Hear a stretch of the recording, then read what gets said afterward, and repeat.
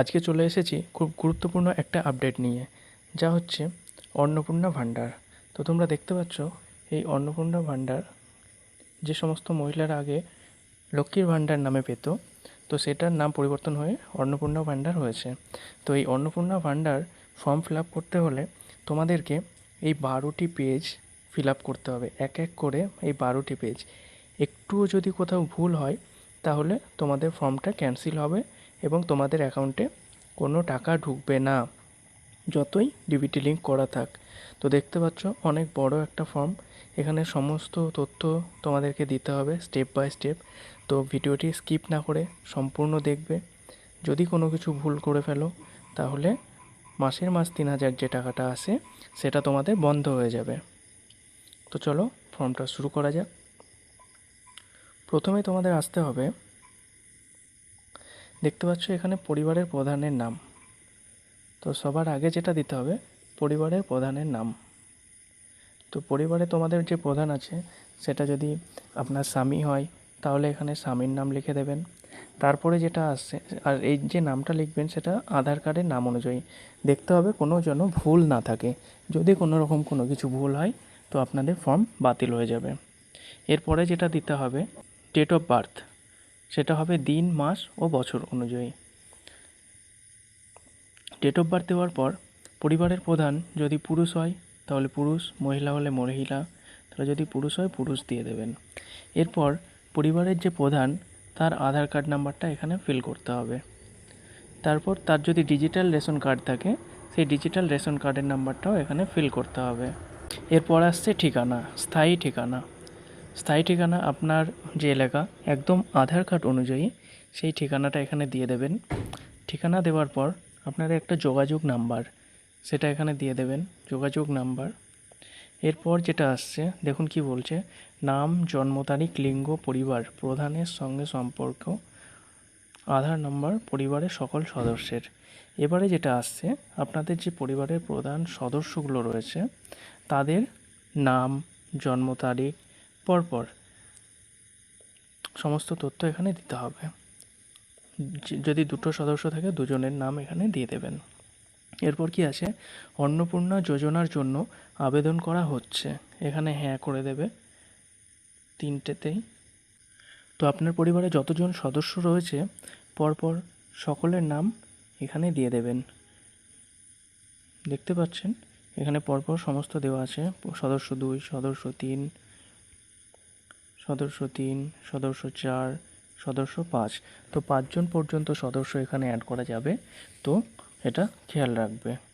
এরপরে আসছে পরিবারের প্রধান এবং পরিবারের সকল প্রাপ্তবয়স্ক সদস্যের ব্যাংক অ্যাকাউন্ট। তাহলে আপনার পরিবারে যতজন সদস্য আছে ফার্স্টে তাদের নাম দিলে যার যার নাম দেওয়া হয়েছে পরপর সিরিয়াল বাই সিরিয়াল এখানে তাদের ব্যাংক ডিটেলস দিতে হবে। যদি ফার্স্টে আপনার মেয়ের নাম দেন তাহলে মেয়ের ব্যাংক অ্যাকাউন্ট, আপনার ছেলের নাম দেন ছেলের ব্যাংক অ্যাকাউন্ট, এরকম পরপর যতজন সদস্য থাকবে আগের যেভাবে নাম দেওয়া হয়েছে অ্যাকাউন্টগুলোও সেইভাবে পরপর সাজিয়ে দিতে হবে। পেজ নাম্বার 2 কমপ্লিট হওয়ার পর 3 নাম্বার পেজে চলে আসো। 3 নাম্বার পেজে যেটা দেখাচ্ছে এপিক নাম্বার। এপিক নাম্বার হচ্ছে আপনার যে ভোটার তালিকা সেই ভোটার তালিকায় একটা নাম্বার দেওয়া আছে, ওটাই হচ্ছে এপিক নাম্বার। তো ভোটার তালিকা বার করে দেখবেন উপরের দিকে লেখা থাকবে এপিক নাম্বার। সেই এপিক নাম্বার অনুযায়ী পুনরায় পরপর এখানে বসাতে থাকবেন। যেভাবে নাম দেওয়া হয়েছে, যেভাবে অ্যাকাউন্ট ডিটেলস দেওয়া হয়েছে পরপর এভাবেই দিতে থাকবেন। তারপর চলে আসছে বিভাগ, কোন ক্যাটাগরির মধ্যে আসছে, এসটি, এসসি, ওবিসি, আনরিজার্ভ। এগুলো যদি এসসি হয় এসসিতে দিয়ে দেবেন, এসটি হয় এসটিতে দিয়ে দেবেন, ওবিসি হলে ওবিসিতে দিয়ে দেবেন। তারপর আসছে পেজ নাম্বার 4। তো 4 নাম্বার পেজ দেখুন, 4 নাম্বার পেজে দেওয়া আছে আপনার ডিজিটাল রেশন কার্ড আছে কি না। যদি থাকে হ্যাঁ দেবে, যদি থাকে তো হ্যাঁ দেবে।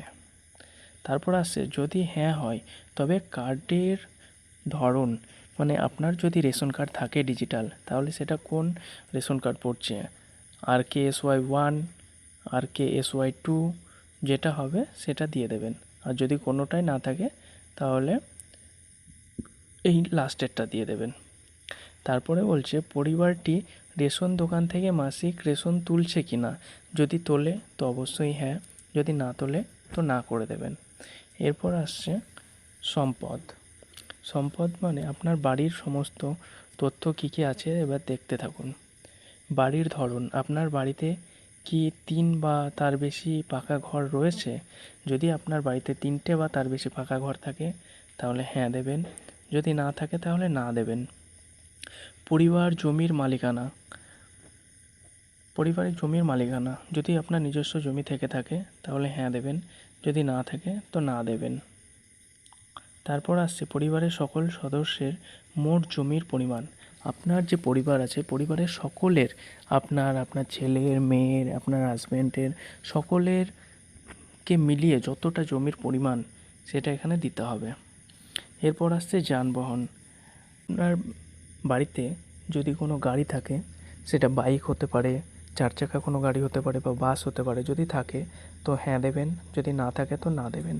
আর যদি হ্যাঁ দেওয়া হয়, যদি থাকে, তাহলে গাড়ির সংখ্যা উল্লেখ করবেন, কটা গাড়ি আছে এবং গাড়ির রেজিস্ট্রেশন নাম্বার, এটা আপনাদেরকে দিতে হবে।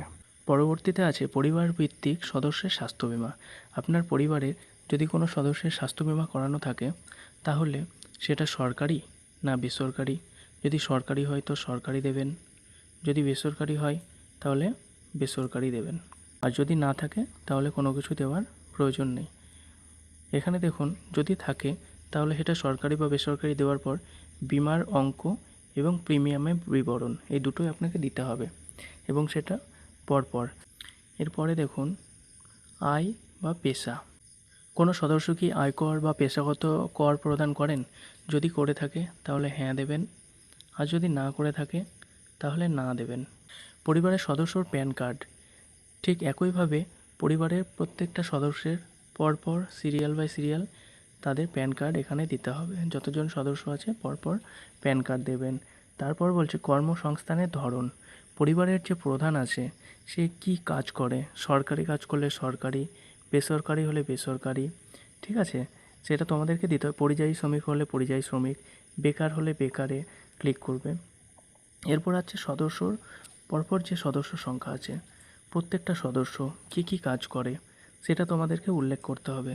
সদস্য 1 থেকে যদি কোনো একটা ছেলে সরকারি কাজ করে তাহলে সেখানে সরকারি দিয়ে দেবে, যদি সদস্য 2 কোনো কাজ না করে তাহলে সেখানে বেকার করে দেবে, বা যদি কেউ কোম্পানির কাজ করে সেক্ষেত্রে বেসরকারি করে দেবে।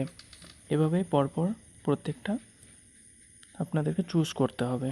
এরপরে আসছে পরিবারের শিক্ষিত প্রাপ্তবয়স্ক সদস্যের সংখ্যা। তাহলে পরিবারে যতজন শিক্ষিত আছে প্রাপ্তবয়স্ক তাদের ডিটেলস এখানে দিতে হবে, যে প্রধান সে শিক্ষিত না অশিক্ষিত। শিক্ষিত হলে শিক্ষিততে ক্লিক করবে, অশিক্ষিত হলে অশিক্ষিততে টিক দেবে। এবং প্রত্যেকটা যে সদস্য রয়েছে সব ক্ষেত্রে একই রুলস, পরপর সিরিয়াল বাই সিরিয়াল এখানে দিতে হবে যত সদস্য আছে, এবং শিক্ষিত কি অশিক্ষিত সেটাও এখানে উল্লেখ করতে হবে।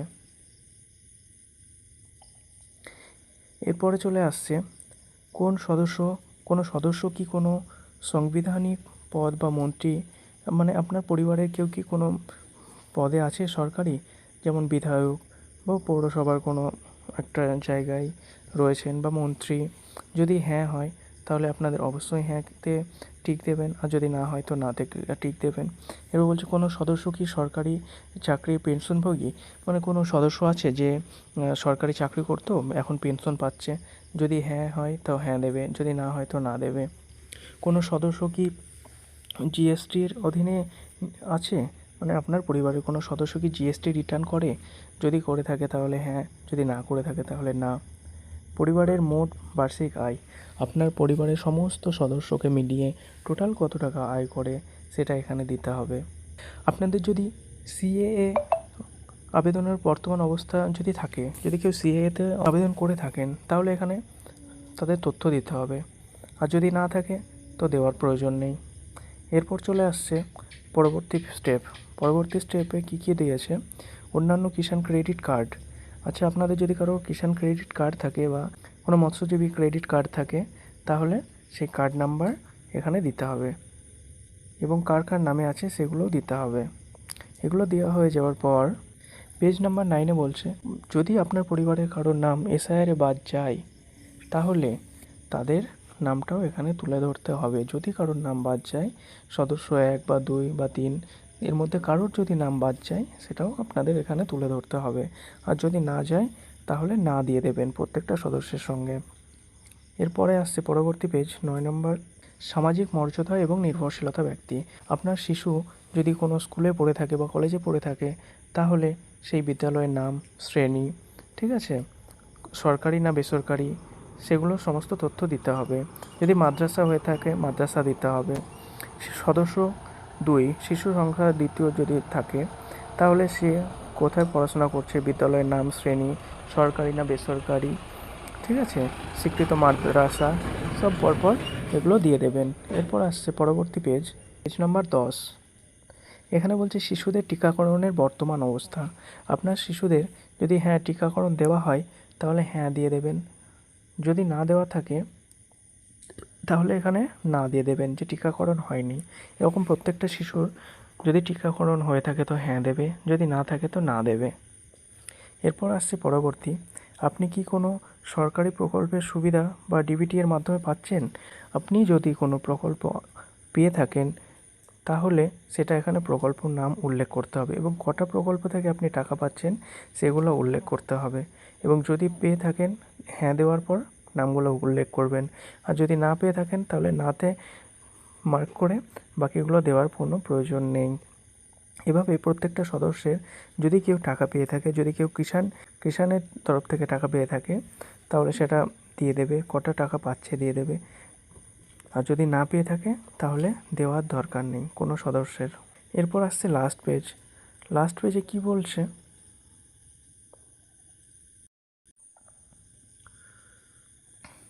লাস্ট পেজে আপনাকে এটাই বলা হচ্ছে, একটা ডিক্লারেশন ফর্ম দেওয়া হচ্ছে যে আমি যা যা তথ্য দিয়েছি তা সমস্ত সঠিক দিয়েছি এবং কোনো ভুল দেইনি, ভুল বা মিথ্যা দেইনি। এটা দেওয়ার পর এই সম্মততে তোমাকে টিক মার্ক দিতে হবে। দেওয়ার পর এখানে আপনার সিগনেচার করে দিতে হবে। দেওয়ার পর ব্যাস আপনার ফর্ম কমপ্লিট। বাকি যে অংশটা দেখছো এটা শুধুমাত্র সরকারি তরফ থেকে ফিল আপ করা হবে।